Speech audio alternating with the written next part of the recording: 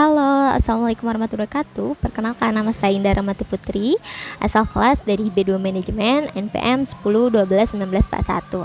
Nah, di sini saya akan menjelaskan atau sedikit mengulas tentang materi yang pernah dibahas sebelumnya pada pertemuan kelima tentang komite audit. Nah, lebih jelasnya saya membuat video ini yaitu untuk memenuhi salah satu tugas evaluasi tengah semester pada mata pelajaran atau mata kuliah tata kelola perusahaan dan tanggung jawab sosial.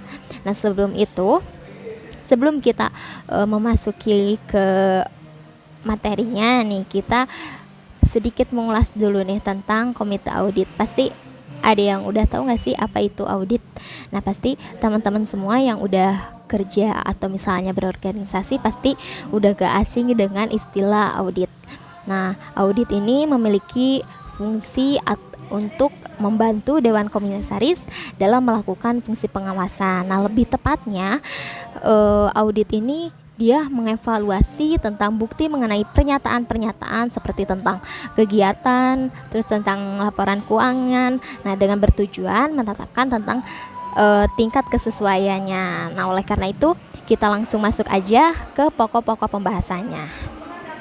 Nah, di sini ada 6 pokok pembahasan. Yang pertama yaitu tentang organisasi, yang kedua tentang persyaratan, yang ketiga tentang tugas dan tanggung jawab komite audit, yang keempat yaitu tentang wewenang, yang kelima yaitu tentang kewajiban, dan yang keenam yaitu tentang pelaporan komite audit. Nah, kita langsung aja ke satu, organisasi.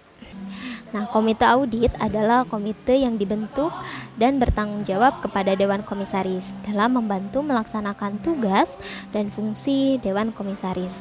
Nah, menurut Peraturan Bank Indonesia nomor 8/4 PBI tahun 2006 tentang pelaksanaan Good Corporate Governance K bagi Bank Umum. Nah, komite audit dalam struktur ya, Mbak. Nah, di sini ada struktur komite audit. Yang di atas yaitu ada RUPS. Nah, yang mana RUPS ini pernah dibahas di materi sebelumnya, atau RUPS itu rapat dari perseroan untuk membicarakan atau menentukan hal-hal yang berkaitan dengan kepemilikan perusahaan.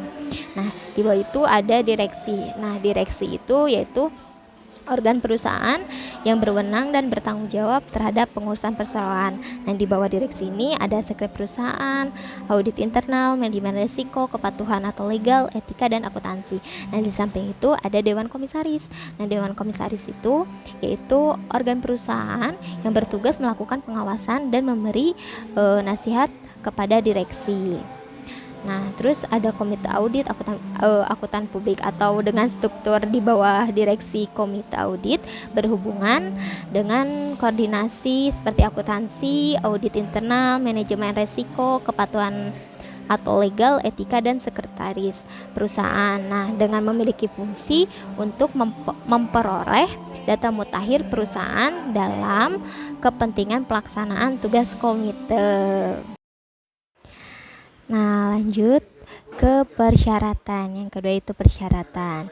Dalam perusahaan komite audit minimal terdiri dari 3 orang yang berasal dari komisaris independen atau dari luar emiten sebagai pihak yang melakukan penawaran umum, yaitu penawaran efek yang dilakukan oleh emiten untuk menjual efek kepada masyarakat berdasarkan tata cara yang diatur dalam peraturan undang-undang yang berlaku, atau perusahaan publik yang diketuai oleh komisaris independen dengan persyaratan untuk menjadi komite audit adalah, nah di sini ada ya persyaratan untuk menjadi komite audit.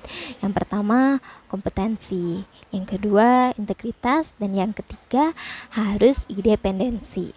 Nah, berdasarkan peraturan BPPAM atau Badan Pengawasan Pasar Modal dan Lembaga Keuangan merupakan pihak yang melakukan pembinaan, pengaturan, dan pengawasan bahwa komite audit adalah yang pertama, harus memiliki kemampuan, pengetahuan, dan pengalaman yang sesuai dengan bidang pekerjaannya. Yang kedua, memiliki kemampuan berkomunikasi dengan baik.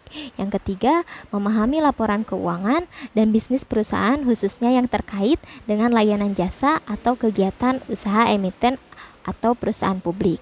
Yang keempat, memahami proses audit, manajemen resiko, peraturan perundang-undang di bidang pasar modal, dan perundang-undangan terkait. Nah, yang kelima yaitu memiliki latar belakang pendidikan dan keahlian di bidang akuntansi dan keuangan. Yang keenam, bersedia meningkatkan kompetensi secara terus-menerus. Nah, selanjutnya yaitu yang ketiga tentang tugas dan tanggung jawab komite audit. Nah, di sini ada 6. Nah, tugas dan tanggung jawabnya yang pertama yaitu tentang pelaporan keuangannya, terus akuntan publik, audit internal, manajemen risiko, ketaatan terhadap etika dan peraturan perundang-undangan, dan yang keenam yaitu pengaduan masyarakat. Nah, yang 6 itu merupakan tugas dan tanggung jawab yang dilakukan oleh seorang atau kelompok komite audit ini.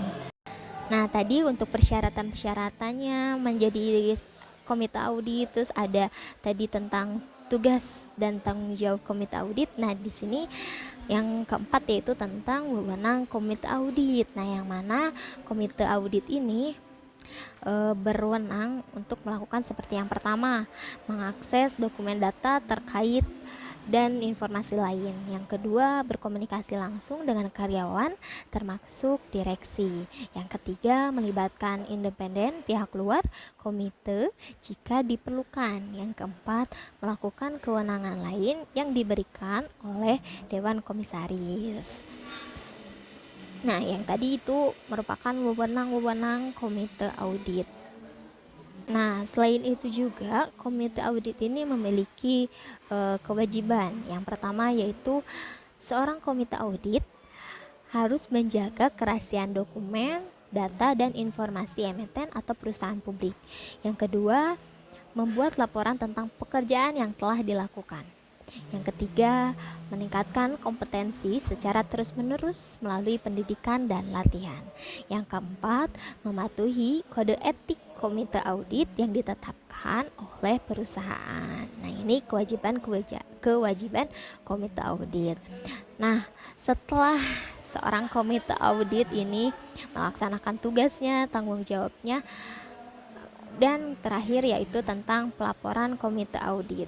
Nah, untuk pelaporan ini ada 2 macam. Yang pertama yaitu pelaporan kepada Dewan Komisaris, yang kedua pelaporan kepada perusahaan publik. Nah, yang terpenting adalah kesimpulan yang diperoleh serta rekomendasi yang diberikan selama melakukan pekerjaannya adalah pokok penting yang dilaporkan. Laporan hasil audit disampaikan melalui laporan tahunan yang merupakan laporan penting tentang tata kelola perusahaan. Nah, laporan tahunan komite audit ini ada 5. Yang pertama yaitu organisasi komite audit termasuk nama-nama anggota komite audit dan penjelasan tentang independensi. Yang kedua yaitu tugas dan tanggung jawab komite yang tercantum dalam piagam komite audit. Nah, yang ketiga, rangkuman kegiatan yang dilakukan komite audit selama tahun pelaporan.